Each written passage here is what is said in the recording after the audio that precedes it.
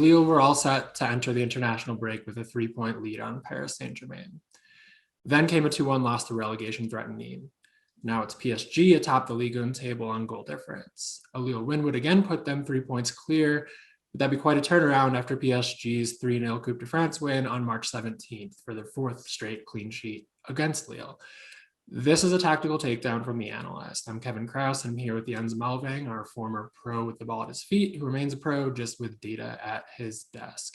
Jens, this is a closer title race than we're used to in France, and possibly in part because PSG have also dropped points recently to a club that's potentially going down this season. Saturday's match, regardless, figures to go a long way in determining the Ligue 1 title. It kind of feels like everybody's going to focus on that Coupe de France win they had over Lille recently, but PSG haven't exactly been great themselves. Their last 8 in all competitions, their XG per match is down to 1.47. That's down from 2.17 for the season as a whole. And in those last 8 games, PSG have dropped home matches to Monaco and is this where PSG start to pull away, or some of those recent issues going to potentially arise against Lille? Well, it is a concern, and especially if you look at what they're struggling with.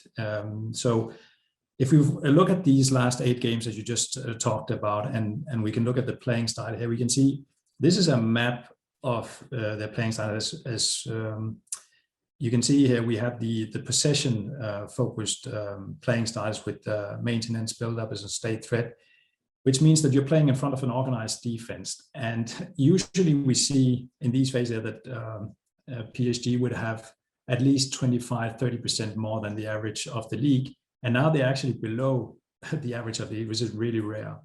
And well, what we also see in terms of the efficiency, this is the number of goals they ought to score in these situations here, but they actually only scored 6. So that is very different from what we're used to seeing.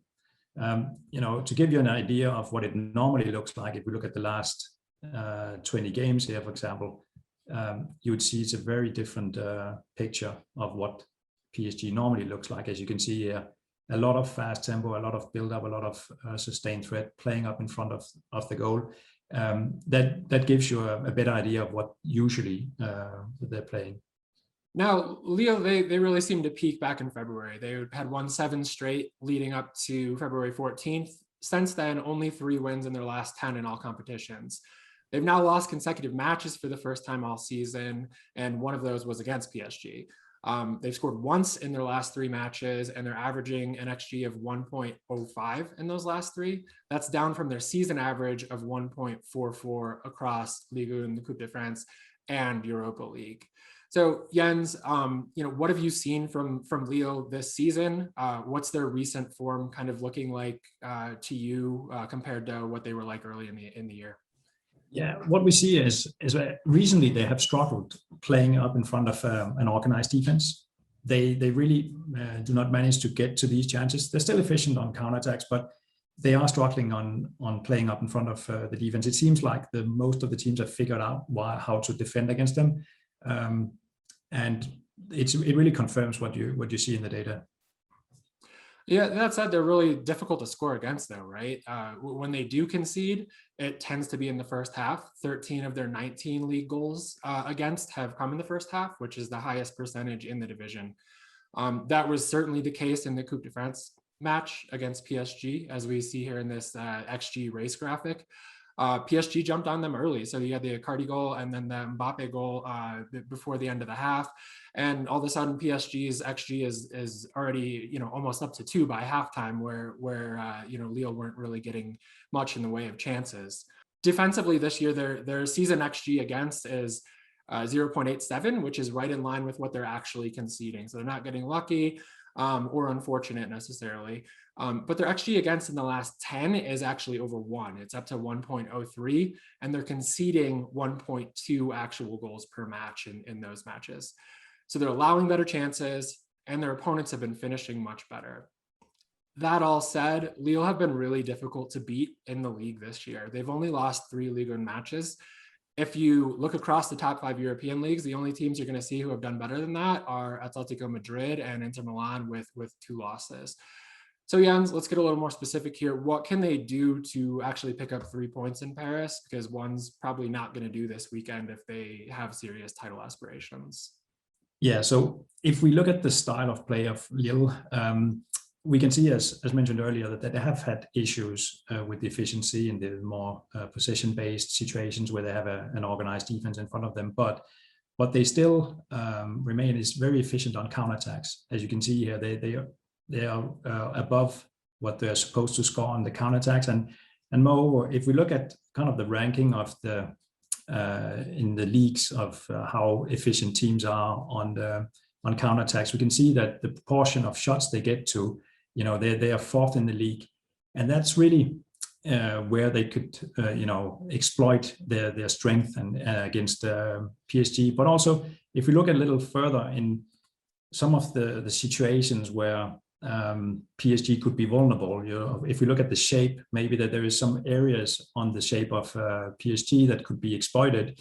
If we're looking here at the last game that PSG played against Lyon, which is a good opponent that very similar to PSG, will give them some difficulties. If we're looking at the situations, for example, where PSG has the ball high up on the pitch and they're in the attacking mode and keeping the ball, one of the situations that they really like to play in, we can actually see here, if we're looking at when we are in the first half against Lyon, there was a lot of situations where Lyon didn't manage to exploit it, but there were some good opportunities here. If I select the ball area to be in this phase, as you can see, their left back is very high up on the pitch, and it leaves a lot of space here that can be exploited.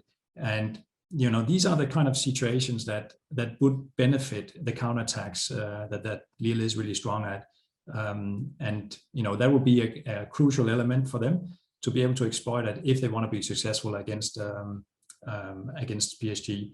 And you can see if you put the PSG or the Lyon players up, you can see that there is a space in there that can be exploited. So as soon as they win the ball, you should get it to this zone here and try to exploit the counterattacks over there. Now, everybody wants the big picture. Everybody loves a good prediction. In seasons past, we didn't really need to worry about that in France because PSG had it wrapped up 30 match days in. But Jens, you live in France. You've seen title races recently, or a lack thereof. What do you make of what we're looking at on screen right now? Yeah, so it's very strange situation, or at least not the usual situation, because usually at this point here, Paris would be 99% chance of winning the championship, and now we actually have an open game. There's still Lyon and Lille that are in the title race with an option to win with 8.4 chance each one of them, and is unusual compared to what we are used to see here at this stage. Now, of course, Paris are still big favorites, but it is a change from what we used to see. That's it for PSG Lille. Thanks for watching. We've got another tactical takedown on the site this week. That's Arsenal and Liverpool. And you can find that at theanalyst.com, along with plenty of other data-driven storytelling.